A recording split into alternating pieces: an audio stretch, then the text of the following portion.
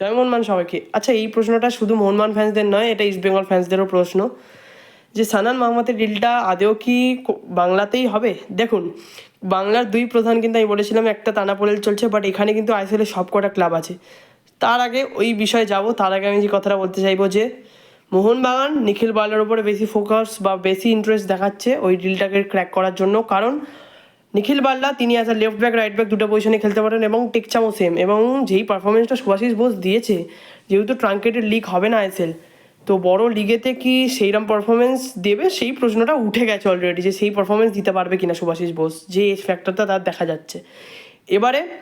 ওই জন্য মোহনবাগান চাইছে যে অভিষেক টেকচাম অল্টারনেট দু পজিশনেই খেলতে পারে, সেম ফর নিখিল বার্লা। তো এই জুটিটাকে, ইয়াং জুটিটাকে অনেক দিন কিন্তু কন্টিনিউ করতে পারবে, একটা লং টার্ম ভাবা হচ্ছে এই ডিলটাকে নিয়ে।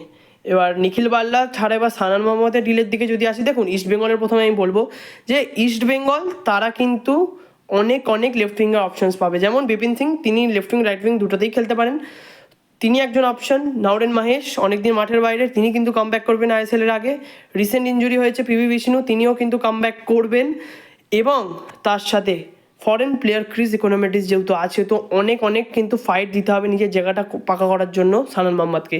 এবার মোহনবাগানের কথা যদি বলি, আশরাফুল লিস্টান ছাড়া কতটা যে ভরসা বাকি প্লেয়ার্সদের ওপর করে, কারণ সায়ন ব্যানার্জি অনেকে বলছে যে কেন চান্স পেল না। দেখুন, সায়নের ওপর ভরসা কি, সায়নের ডিলটা কি আইএসএল রিলেটেড বা আইএসএলকে ফোকাস করেই ডিলটা করা হয়েছে না সিএফএল এর জন্য, এইটা কিন্তু প্রশ্ন থাকবে। যেহেতু আশরাফুলের আউট অফ ফর্ম থাকা সত্ত্বেও সায়নকে চান্স না দেওয়া, সেটা হয়তো অনেক কিছু বুঝিয়ে দেয়।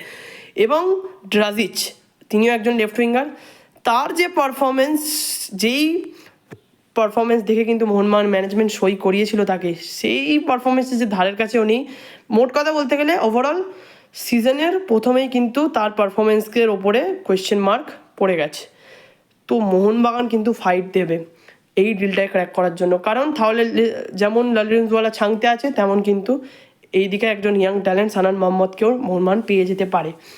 কিন্তু এখানে ফাইট দেবে বাকি অনেক অনেক আইএসএল ক্লাব, যেমন মুম্বাই সিটি এফসির কথা বলবো আমি, যেমন আমি কিন্তু কথা বলতে পারবো পাঞ্জাব এফসি, সুহেল আছে রাইট উইংয়ে, বাট লেফট উইংয়ে কিন্তু সানানকে পেয়ে যেতে পারে। বা কেরালায় কি কামব্যাক হতে চলেছে, চেন্নাইও যেতে পারে, এফসি গোয়াতে যাওয়ার কিন্তু হাই পসিবিলিটি আছে, কারণ রাইট উইংয়ে হনে ইসাক রালতে আছে এবং লেফট উইংয়ে কিন্তু ব্রাইসন ছাড়ার পর একটা রাজিদ ছাড়ার পর একটা ফ্রি স্পেস হয়ে গেছে। কিন্তু দেখা যাক কোথায় জানে। সানান মোহাম্মদের সাথে অনেক অনেক ডিল, অনেক অনেক আইএসএল ক্লাবের কিন্তু ডিল চাইছে, কারণ সকলেই ইন্টারেস্ট দেখাচ্ছে এই সানান মোহাম্মদের ডিলটা হওয়ার জন্য। দেখা যাক কত তাড়াতাড়ি সানান কি কলকাতায় আসে নাকি অন্য কোনো ক্লাবে যায়, দেখা যাক। ওই জন্যই ডিলটা কিন্তু আটকে রয়েছে। তো for the best, Joy Mohun Bagan.